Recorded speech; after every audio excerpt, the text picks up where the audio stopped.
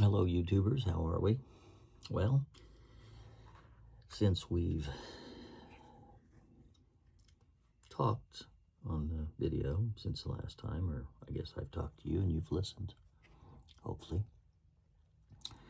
I've realized that this was a pretty good idea to stack these and make these look kind of cool, okay? However, when you originally do this, you put this one down first, and you put this one on the outside, like so, which is typically opposite of what you normally do. You normally put this down first, because then you have a bigger piece going on the outside of it. That's not what we're using. We're using a different kind of a piece here. And then the inside edges of those go inside and then stitch down like that. And then so it kind of gives you a transition of a different color. But it looks like, almost looks like one piece of leather right here.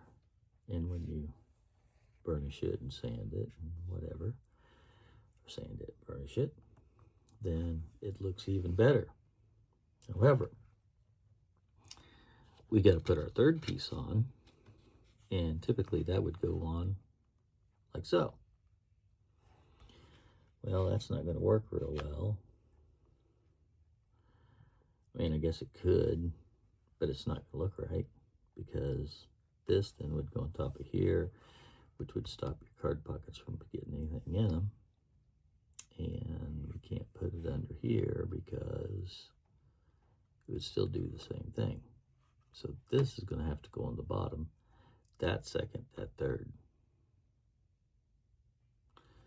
So taking that off, got to go underneath this guy, right? And he's actually going to go up here like so. So he's going to stitch, his bottom piece is going to stitch right above this pocket here. And then this pocket would stitch. That way you could get, this card would be on the bottom, okay? And you could get the cards all the way down to at least this bottom, and then no further than this bottom. We really don't want it to go down here, because then the cards disappear inside the thing. So I realized that I've got to put this underneath,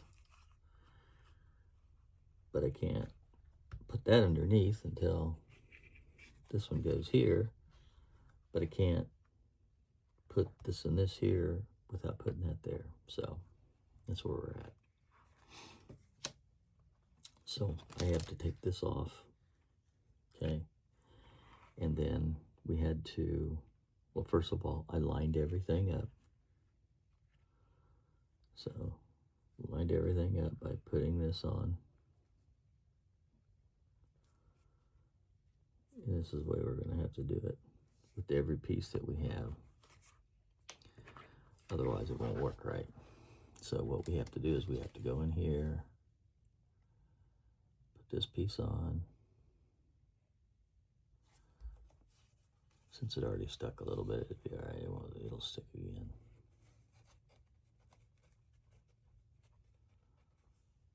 Just like that.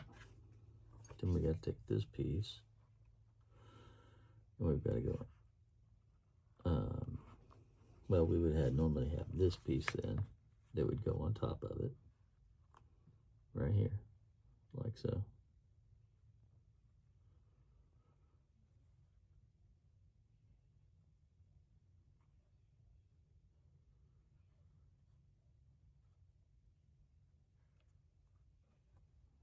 So now you know that that's going to fit together there and there. It's going to hug that bottom, go in between there just fine. Then you've got to take this piece, and we'll have to put it underneath here to get it to fit, right? So the easiest way to do that is, because this piece is going to be in the middle, and we need this piece and this piece to line up, would be to go ahead and remove this piece, okay? and I already measured it, and it's 55. Put this piece down. Take our square. Put this piece down where it's eventually going to go. Okay. Get him squared up. So he's squared up. Then put this piece on top of him.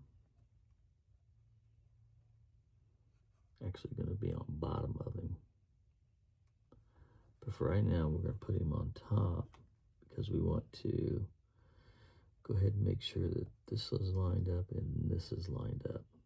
Okay, so those two pieces are hugging nice and tight. Then we're going to hold this top piece of this one, take this piece out. Okay, now we know we get this piece where we want it. So we're going to draw our lines.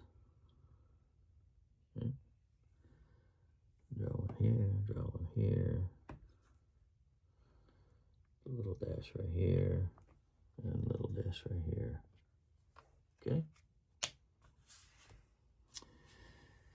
And there we have it. So that's how that's all going to go down. Okay.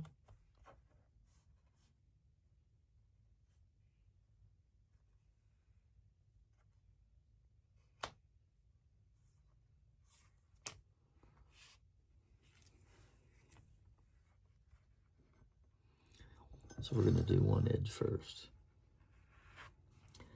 So let's go ahead and get this one. And since I'd never done one of these walls before, you know, I had this one glued and pretty much ready to go. And I got to looking at that going, wait a minute, that's not going to work. Because, you know, every time I look at a wall, these things run through my mind. Just, they run. You know, I'm always thinking about it. And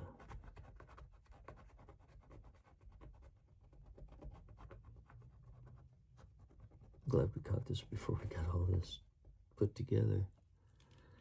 And got to that point, done both sides, and got to that point and just been like, oh yeah. But some people would have, but we didn't. So, okay, so we need to do, we're going to be doing this top portion right here because this is going to go here and this is going to go there. So we need to do this top portion right here.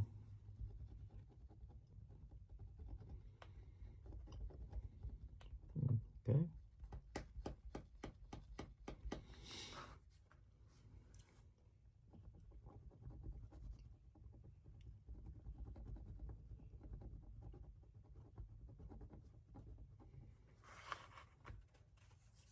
Do it this way. You can see.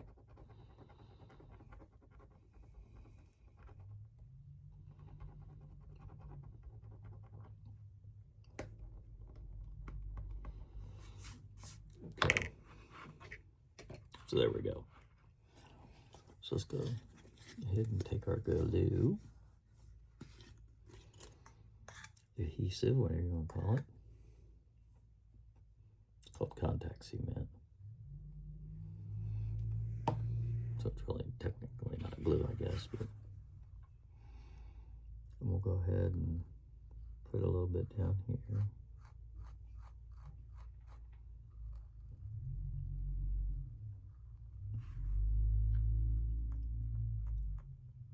A little on that side, a little on this side.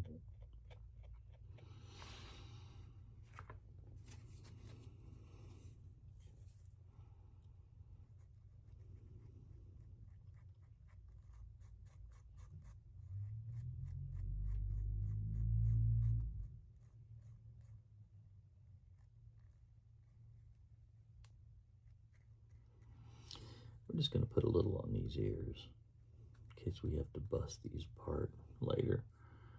I don't foresee that, but in case. Okay. So, there you go.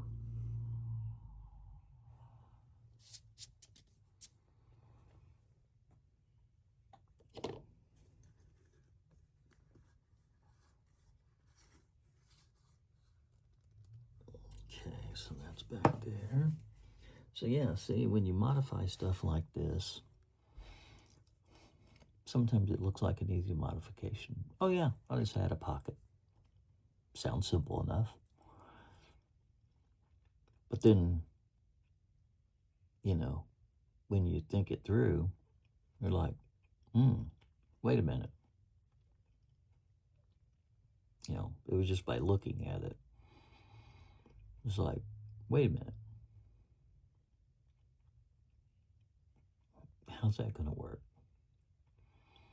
And then you're running through your mind, you know, this piece goes here, that one goes here, and this one goes on top of there, and then, uh-oh, we don't have a place to stitch. So that means that one's got to go on the bottom. But it's going to go up high enough in the ranking order of stacking. And so, you know, it can be a little confusing. Yeah, it has to be, in the end, the ears, this part,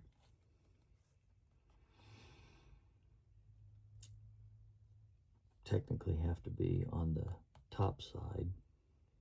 The rest of this and below has to be fitted in. But this has got to go on up top, and then this one, then that one, whatever. But this one's got to be sewn in before you can put this one in, because this one's got to go over the top there, which covers these sewing lines. And then same thing with this one, or this one. The sewing lines have to be hidden under this pocket.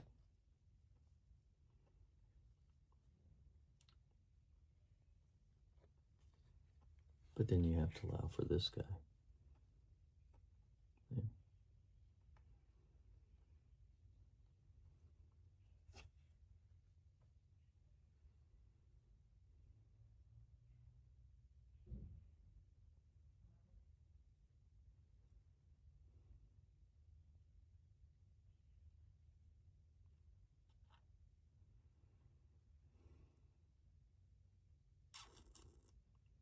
Yeah.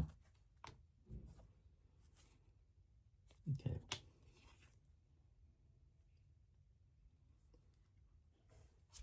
So there we go. Yep.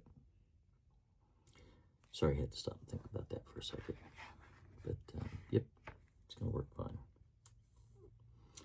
So we'll just go ahead and put this on here. And I pretty much measured from here to the bottom, and it's 55. I measured from here to the bottom, and that's 55 as well. So we're going to have at least some context to go off of. So we can bring this, level this up, right? Because we want this straight. Level this up on this side too, and this side. And this should press down there. And then this should be 55.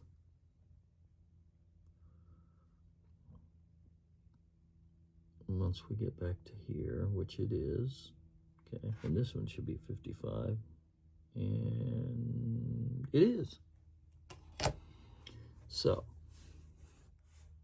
then before we start stitching, we can check everything. So now what we'll want to do is put this back on, because this will go next, right?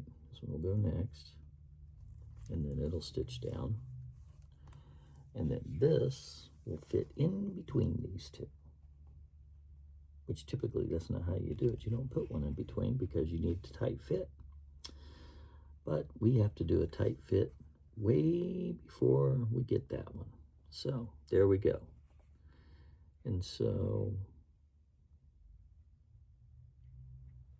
looking at that and looking at this, I have to move this up just a hair. Let me see. Because we still got a little stickiness on this. Need to move him up just a hair.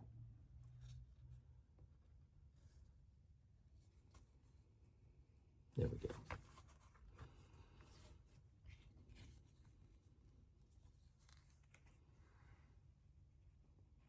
And then he is,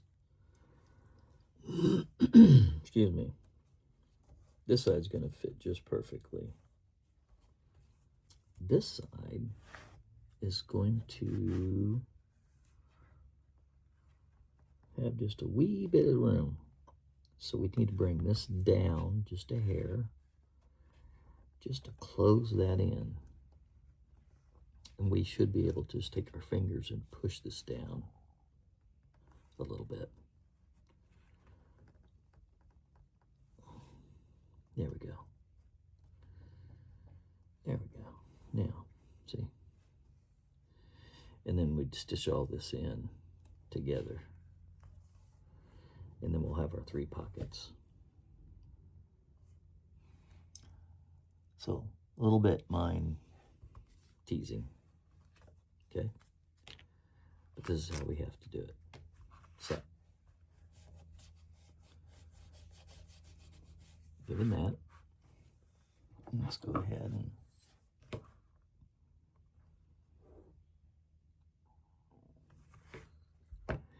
and then see, this has to be stitched on the bottom, because when you put your cards in, this is going to stop the card.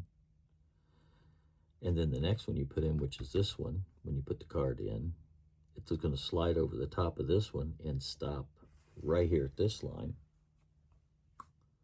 So it's going to stop a little over that line. And that's how you want it, because you want the card staggered. And then this one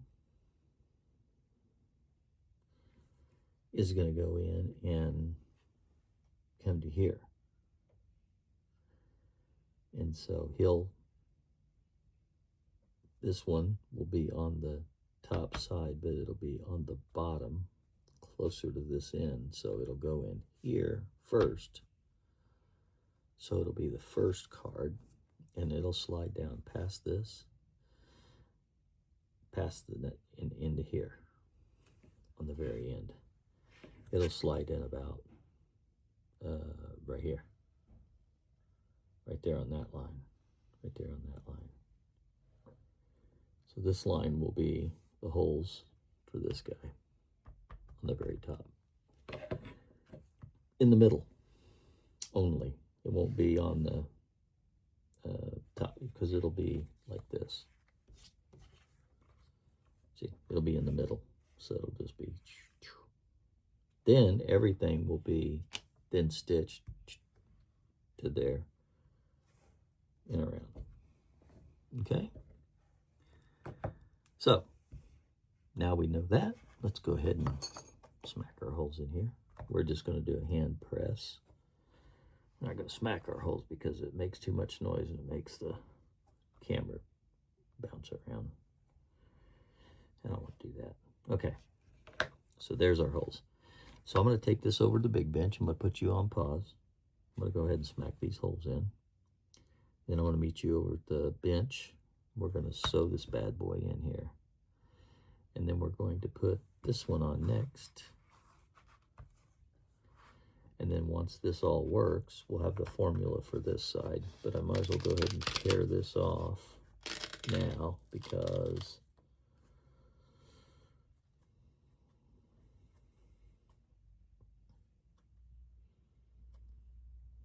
you can see it tore a little bit of the stuff off, but that's okay. If it tears a little bit of the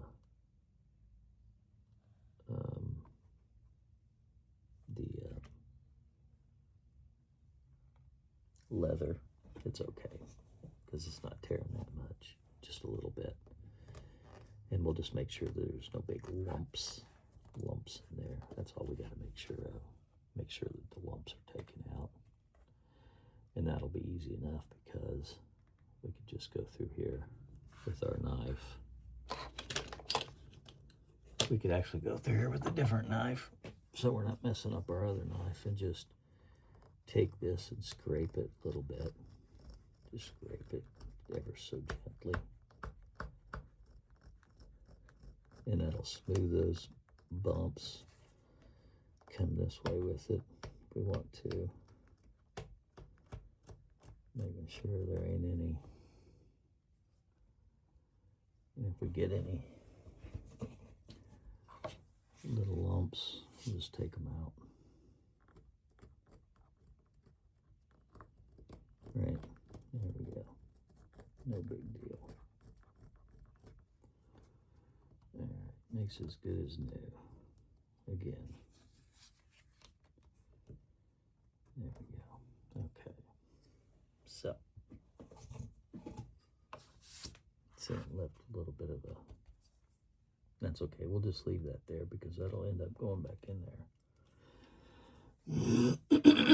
Excuse me. And level it back up. Okay. So put that over here. We'll go smack this and we'll be right back. Okay, we're all back. So I punched these. Got them ready. Put my stitching pony here. We've got our thread needle. And we're going to go ahead and start getting started. Okay. So we'll go ahead and stitch this up.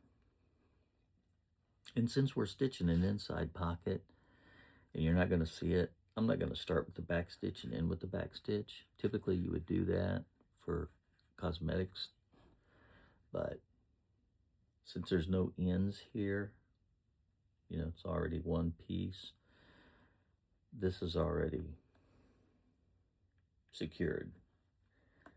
Typically the reason you do a back stitch is because you have two ends of the thread that you would think you would tie together, but you don't. And you back stitch them and then burn them off. And then they seal off and keeps them from pulling out, right? So anyway, you notice that it's hard getting this out because this leather's a little. So what we have here is we have our handy dandy tools, and these are no teeth, okay, no teeth pliers. We use the no teeth pliers on the needles because you don't want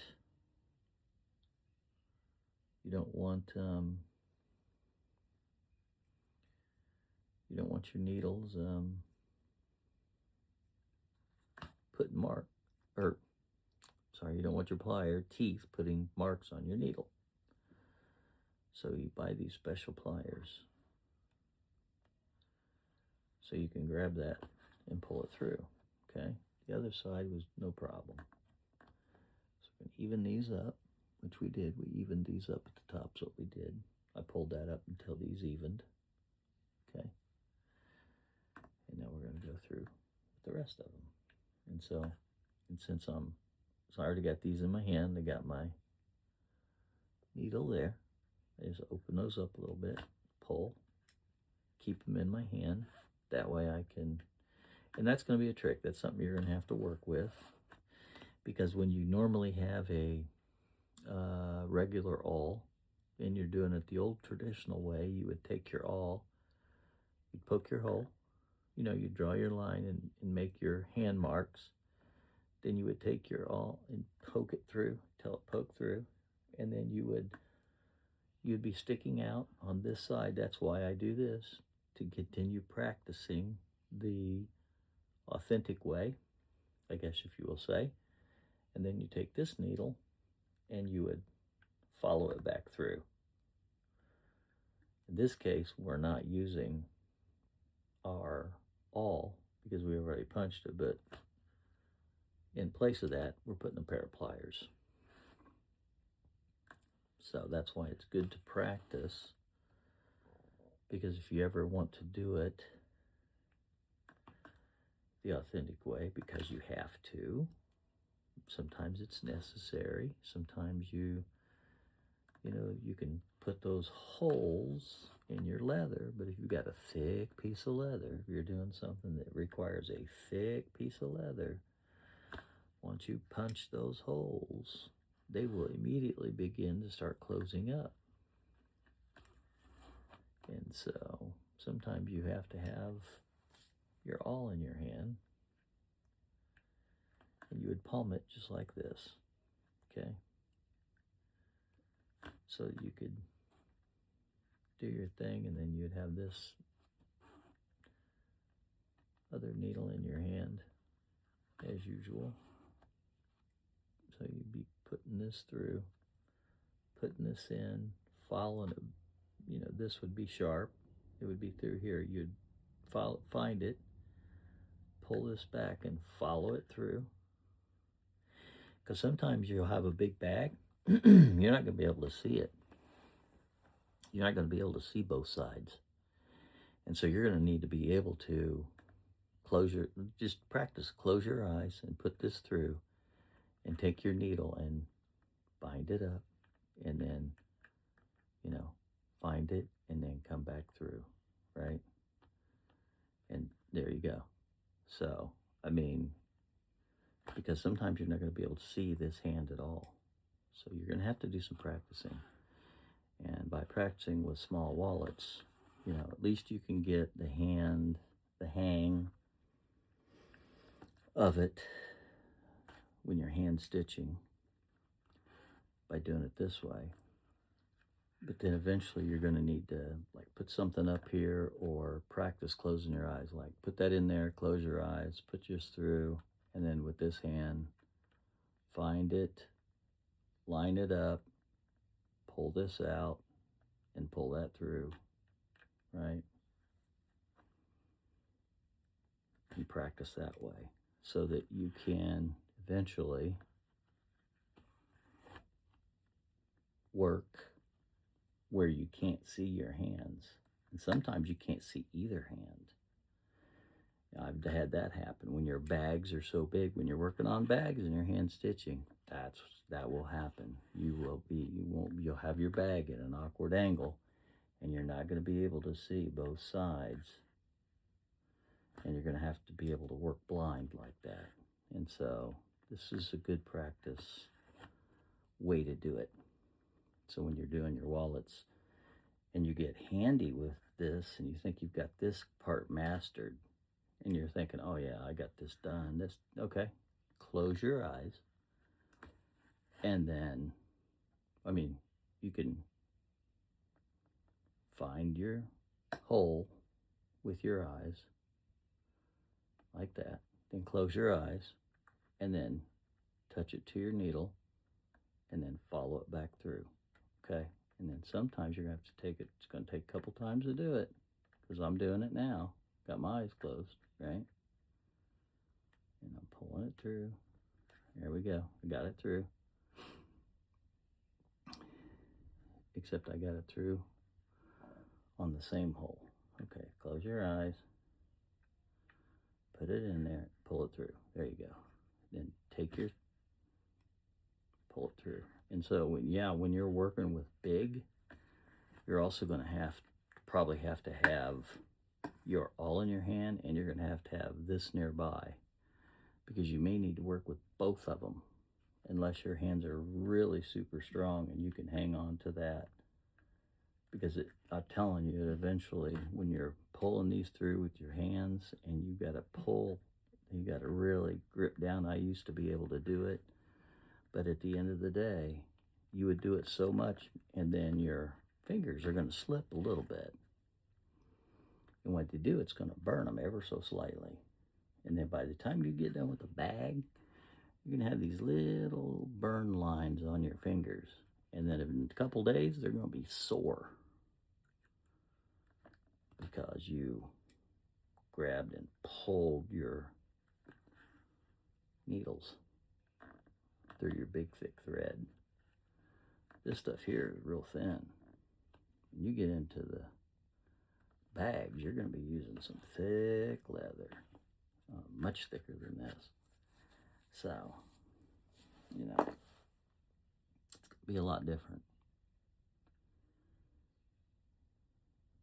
So it's good to get to practice so you know what you're doing, because eventually later on, it's going to change for you. Okay? So, I'm going to put you on hold so I can pull this back down, take it back over there. Normally I would just put this on hold and go back over and grab this one and put it down here, but I don't want to do, I want to do one side and then the other side. Because it's the first time we did it, I want to make sure we're doing everything. And then we'll do the second side, we'll know what we're doing, okay? All right, we're back. Okay, you see this okay? Let me see if I can get that tuned in a little bit, maybe. Yeah. Can't do it with that.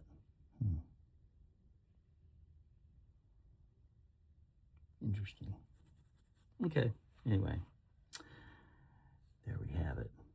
May be able to work on this a little bit later with my remote control, but I'm not gonna mess with it right now. I'm just gonna try to get it a little closer in for you.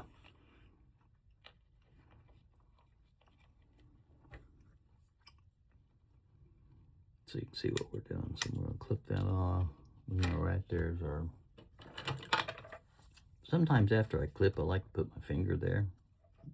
So where I know where the two ends are. And then come back, because you got to hold this to heat it up a little bit. Then you can kind of come back and hold it on there. Heat that up.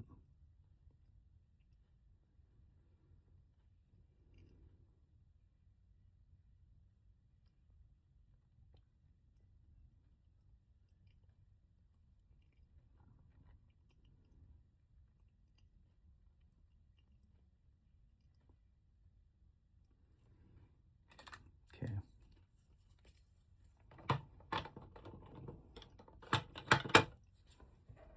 Okay. So there we go.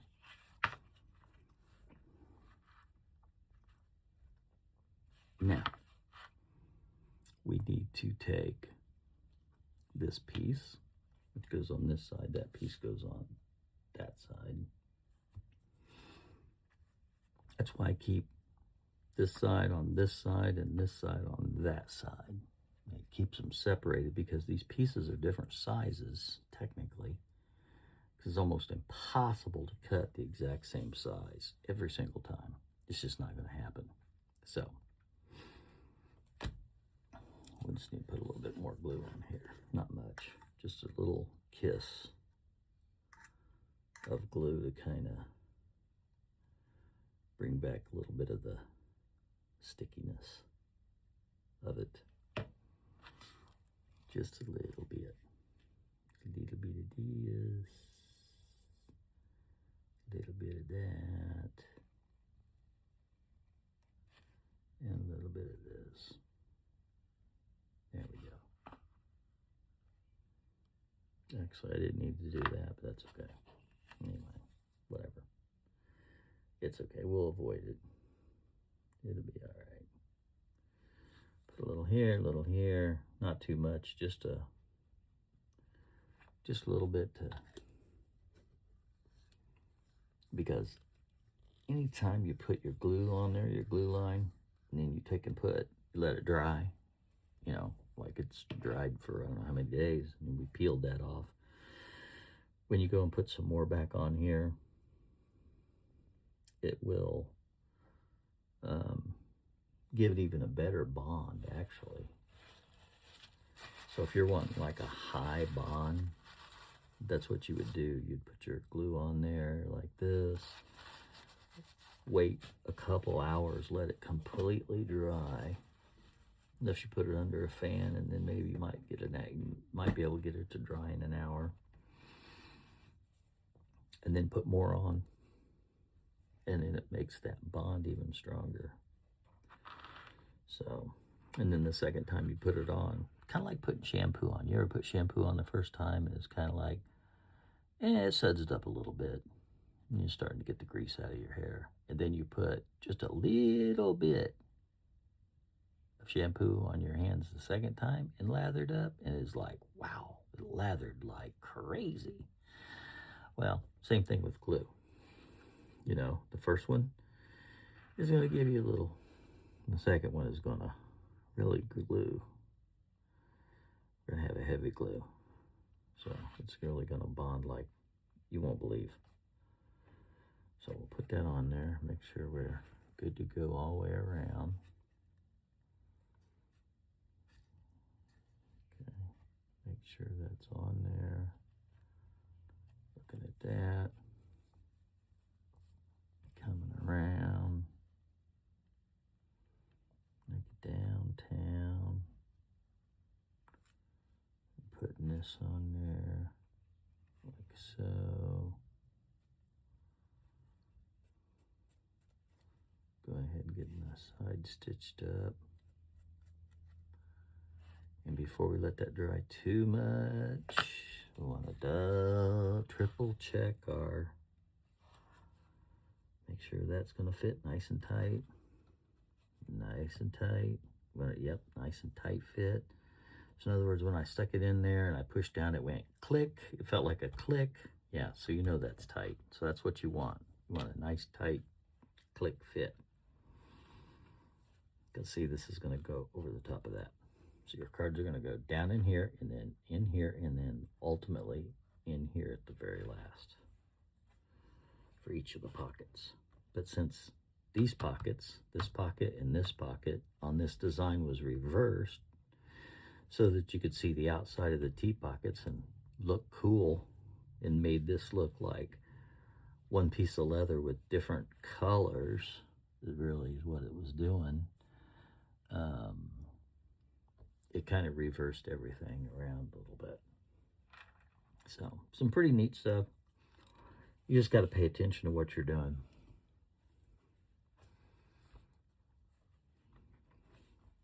And I'm not going to swear up and down that I do it. Pay attention 100% all the time. And there's times where I have to like pull things apart. But I usually catch it. 9 times out of 10, I'll catch it. Back in the day, I didn't catch it as well. Back in the day, I would have had like, I would have got this piece on and stitched, and I would have turned around and put that piece on and stitched it, and then I would have come around and put this second piece on and got it ready to go. I would put this second piece on and got it ready to go. And then I would have went to put this piece on, and I would have been, this is a problem. Because if I put this on and stitch it here, it's going to stitch way up here and close these pockets off. And then our cards are going to be setting way high, and it looks stupid, and then you'd be thinking and going, oh my gosh, this is not right. How am I going to fix this? And then you have to really think about it, and then you come up with this conclusion hours later. But sometimes failure is a teacher, and that's okay, as long as you learn from it the first time. Now, where it becomes insanity is where you continue making the same mistakes over and over and over and over. That's insanity. That's what you don't want to do.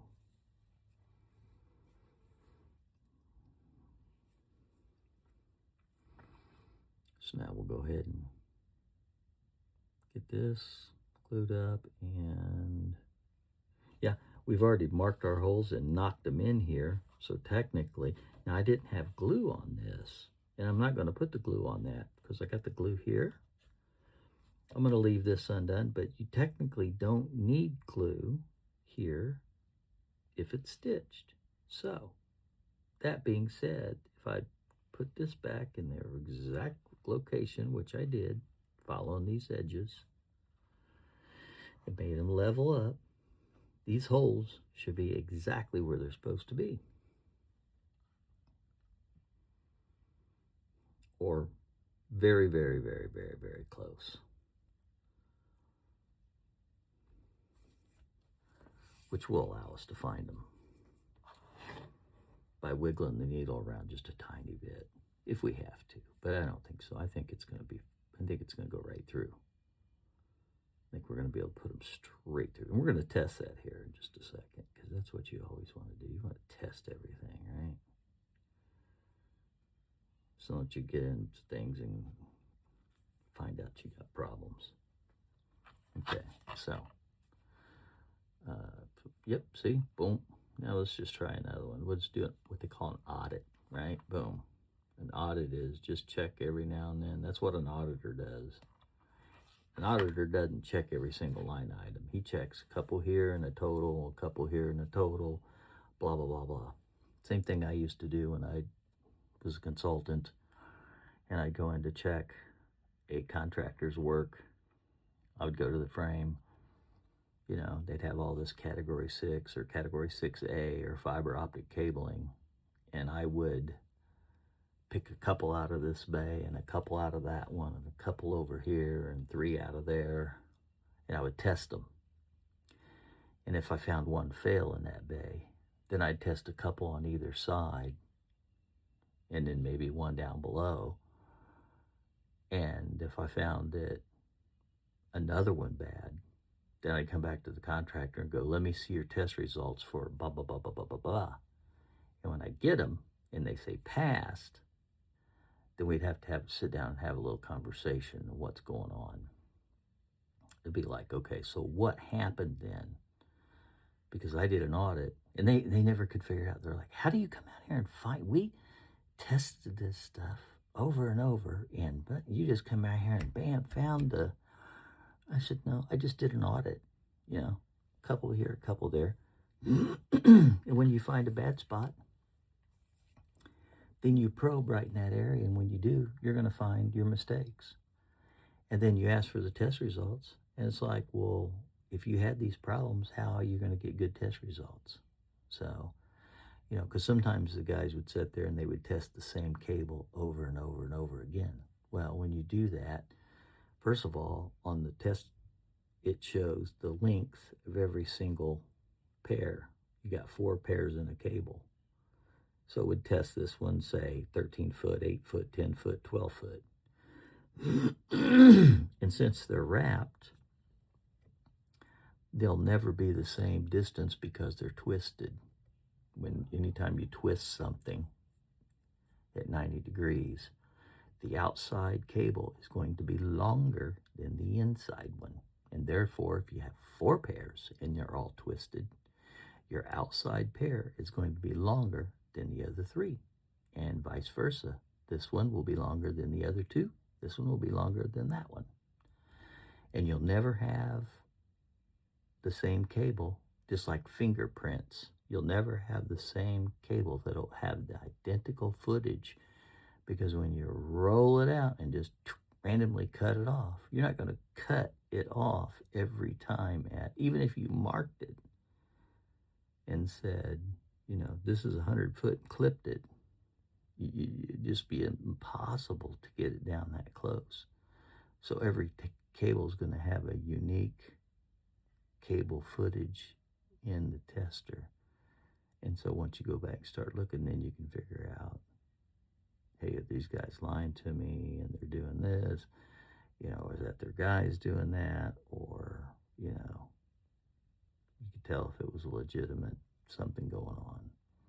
Could be the tester, you know, and it's updates or something. That's why you take your tester and test it. But anyway, I digress. But same thing here. So we just test a few here, a few here, and a few here. They all work, so we know all of them is going to pretty much come out. Okay? So I'm going to pause the video, go back over here. I'm going to stitch this up. Be right back. Okay, we're back over here at the bench. We're going to go ahead and get this buttoned up.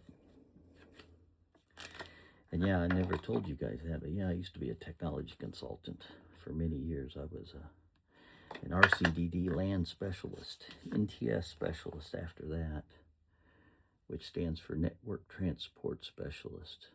And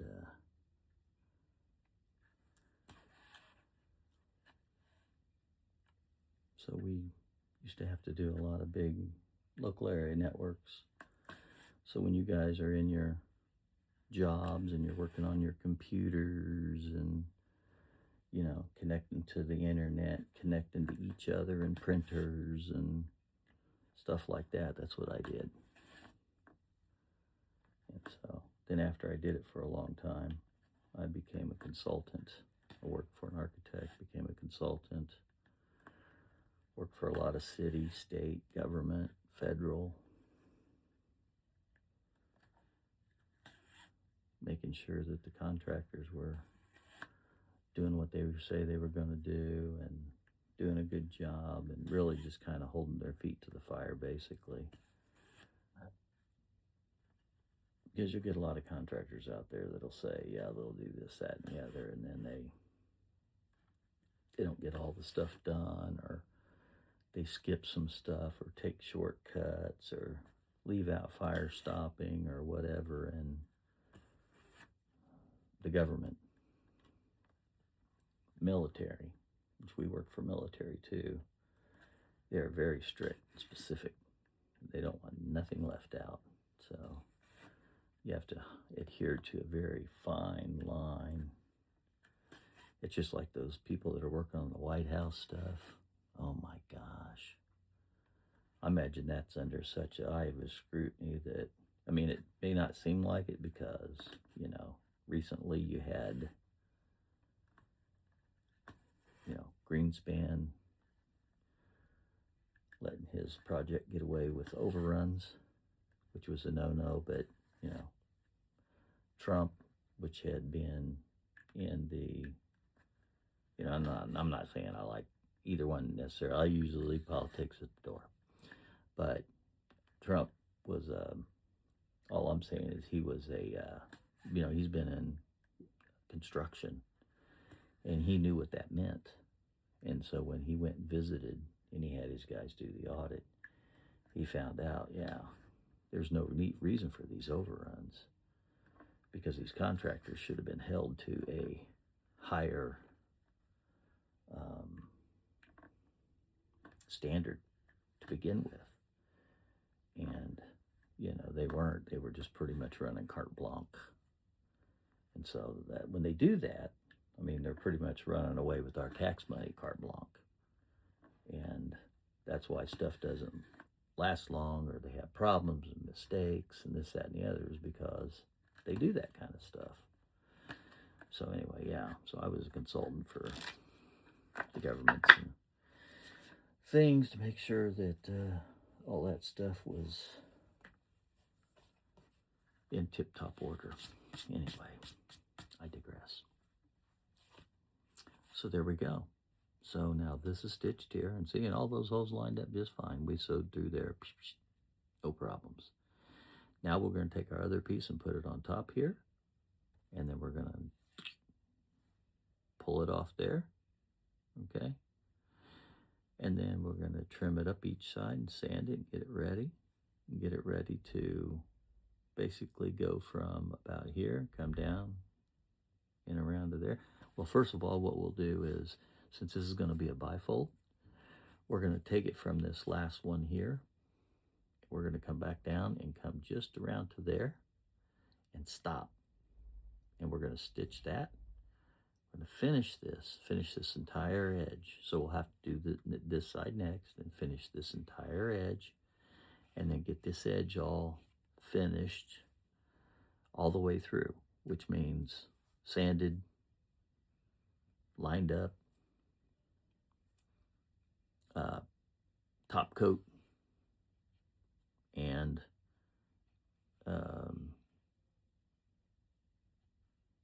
you know, the shiny exterior top coat. So it'd be toconol and sand that all down, and then, you know, put in the shiny edge coat through here, so it'll look like it's in the done position.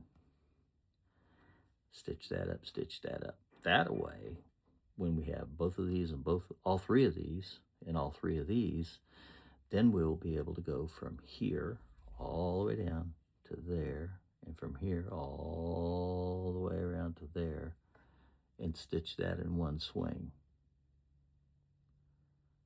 But when we do this and this and that and that, we'll put our back piece on. When we do this part, we will not put our back piece on, because it's going to be a bifold. So that'll be the point of opening it. So we'll do this part, finish it up, then put our back piece on, and then stitch it from here to there, from there to here. Finish it both sides, sand it, whatever, just like we did this. And then we'll be pretty much done. And we'll have us a nice little wallet. We'll be able to sit back and look at it and go, okay. We see where it looks good, and we see where it don't look good, and we know where we need to make improvements on the next one. As long as you're always making improvements on the next one, that's beautiful. So, anyway,